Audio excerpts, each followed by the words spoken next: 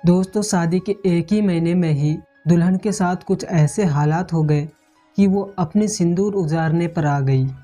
हाथों की मेहंदी अभी धुंधली भी नहीं हुई थी कि वो अपनी हाथों से ज़िंदगी को बेरंग करने को तैयार हो गई। वो बेहद ही खूबसूरत थी, लेकिन हालात कुछ ऐसे हो गए कि वो अपनी आंखों के सामने ही बेरहमी से अपने पति को कत्ल करने को तैयार हो गई। मर्डर भी ऐसा कि जिसको देखकर उसके पति को कोई पहचान ही नहीं सके। सुराग के नाम पर कुछ नहीं। आखिरकार पुलिस ने हाथों की टैटू से इस मर्डर मिस्ट्री का राज खोल दिया। आज की कहानी में पश्चिम बंगाल की एक अजीब मर्डर मिस्ट्री, जिसमें एक तरफा और अचानक हुए प्यार ने एक व्यक्ति की जान ले ली। तो चलिए दोस्तों, कहानी को शुरू करते हैं। कहानी बहुत ही इंटरेस्टिंग है। कहानी शुरू करने से पहले आपसे बस हर दिन की तरह एक छोटी सी रिक्वेस्ट है, चैनल को सब्सक्राइब करके वीडियो को लाइक कर दें, क्योंकि मुझे शुरुआत में आपके सपोर्ट की बहुत ज़रूरत है। चलिए दोस्तों, शुरू करते हैं। पश्चिम बंगाल का एक हुगली शहर।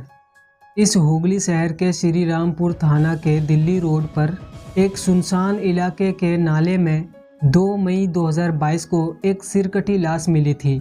ये लाश पुरानी दिल्ली रोड के पास मिली थी।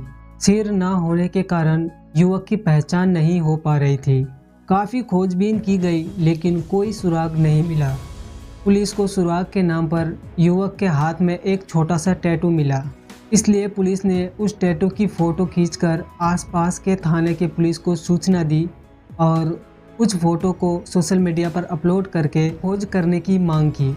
2 दिनों बाद ही आखिरकार एक परिवार सामने आया। उस परिवार के लोगों ने बताया कि 25 साल का हमारा बेटा लापता है। 1 मई 2022 को ही वो घर से निकला था, लेकिन वापस नहीं लौटा और उसके साथ नई नवेली दुल्हन भी थी, लेकिन वो तो घर लौट आई है, लेकिन बेटा घर नहीं पहुंचा। बहू ने बताया कि बेटा किसी दोस्त के घर जाने की बात कहकर चले गए थे, लेकिन वो फिर भी नहीं लौटे, इसलिए थाने में भी इसकी गुमशुदगी दर्ज कराई थी। अब पुलिस ने कुछ कपड़े और कुछ फ़ोटो दिखाए तो परिवार के लोगों ने उसकी पहचान शुभ्र ज्योति बसु के रूप में की। उसका परिवार परगना जिले के खरहद में रहता है। शुभ्र ज्योति की 13 मार्च 2022 को शादी हुई थी। परिवार में सब लोग खुश थे, लेकिन ये खुशी ज़्यादा दिन टिक नहीं पाई। आखिरकार शादी के 48 दिन बाद ही नई नवेली दुल्हन विधवा हो गई। परिवार से बेटे का साया छिन गया। इसका पता चलने पर शुभ्र ज्योति की पत्नी चंदना चटर्जी उर्फ पूजा खूब रोई। इसे देखकर सब यही कह रहे थे कि इस बेचारी से बदकिस्मती और कौन हो सकता है। इसके शादी के बाद अभी हाथों की मेहंदी भी नहीं उतरी थी कि उसका सुहाग उजड़ गया। घर में मातम का माहौल था, पर सवाल ये था कि 25 साल के इस युवक को क्यों मारा गया। पुलिस को यह ज़रूर लगा कि कहीं कोई दुश्मनी तो नहीं थी। फिर परिवार से लेकर रिश्तेदार और पड़ोसियों से भी इसकी पूछताछ की गई, लेकिन ऐसा कोई मामला सामने नहीं आया। अगर कोई दुश्मनी नहीं थी तो आखिर ऐसा कौन सा वजह हो गया था कि इसकी कत्ल कर दी गई, और फिर हत्या हुई तो इसका सिर कहाँ है। उसकी इतनी बेरहमी से हत्या करने की वजह क्या थी। ऐसे तमाम सवाल थे जिनके जवाब पुलिस के पास नहीं थे। इसके बाद परिवार के लोगों ने 1 मई के दिन लापता होने वाले दिन ही पुलिस को पूरी जानकारी दी। इसके बाद पुलिस को उसकी बीवी पर शक गहराया। घटना की जानकारी वाले दिन तो वो होश में नहीं थी। फिर उसके बाद उससे पूछताछ की गई तो उसने बताया कि वो उस दिन अपने एक दोस्त के साथ मिलने जाने वाले थे, लेकिन उसके पति कहीं और जाने की बात कहकर निकल गए। इसके बाद नहीं लौटे। इस जानकारी पर पुलिस ने जांच पड़ताल की तो पूरी बात सच नहीं निकली। फिर पुलिस ने उसको अपने साथ में ले जाकर घटना का डेमो कराया तो वो वहाँ पर घबराने लगी। अब पुलिस का शक और गहरा होने लगा था। इसके बाद जब पुलिस उसको थाने ले जाकर सख्ती से पूछताछ की तो वो सब सच उगल दिए, और जो कहानी सामने आई उसे सुनकर पुलिस भी दंग रह गई। पूजा ने पुलिस को बताया कि शादी के बाद हम बेहद ही खुश थे और सब कुछ ही ठीक चल रहा था। इसी बीच उसकी एक दोस्त ने हम दोनों को अपने घर पर मिलने को बुलाया था। वो थी पूजा की सहेली। जिसका नाम था शर्मिष्ठा भास्कर। उसके पति को काफ़ी समय पहले एक क्राइम केस में जेल हो गई थी और इसलिए वो अकेली रह रही थी। शिवज्योति और पूजा दोनों शर्मिष्ठा से मिलने उसके घर पहुंचे। ये बात शादी के एक हफ्ते बाद की है। पूजा ने पुलिस को बताया कि उसके पति को शर्मिष्ठा से पहले ही नज़र में प्यार हो गया।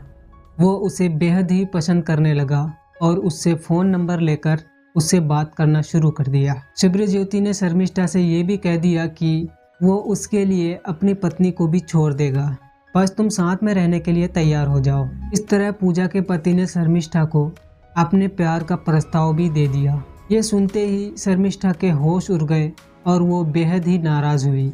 इसके बाद उसने अपनी दोस्त पूजा को इसके बारे में सारी बातें बता दी और ये भी बताया कि वो उसको समझाए।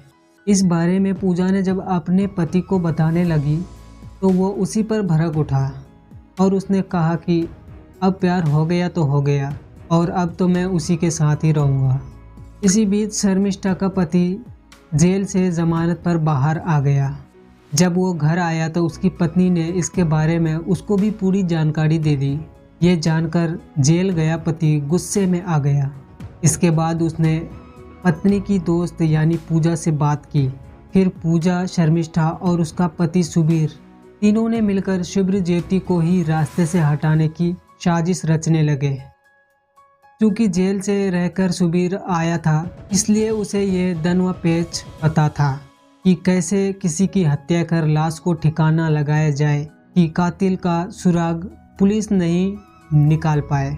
फिर क्या था, उसने पूरी साजिश रच डाली और फिर तय हुआ कि अभी शिवज्योति एक तरफा प्यार में अंधा तो है ही, उसे पार्टी देने के बहाने बिना किसी को बताए एक बार फिर से ही शर्मिष्ठा के घर बुलाया जाए। अब शिवज्योति ने इसके बारे में अपने घर वालों को कोई जानकारी नहीं दी और अपनी पत्नी को घुमाने के बहाने उसे साथ लेकर शर्मिष्ठा और उसके पति के घर आए। घर से बात करते हुए सुबीर शिवज्योति बासु को अपने घर से थोड़ी दूर पर ईंट भट्टी के पास ले गया। वहाँ पर उसे खूब शराब पिलाई। फिर वो शराब के नशे में आ गया।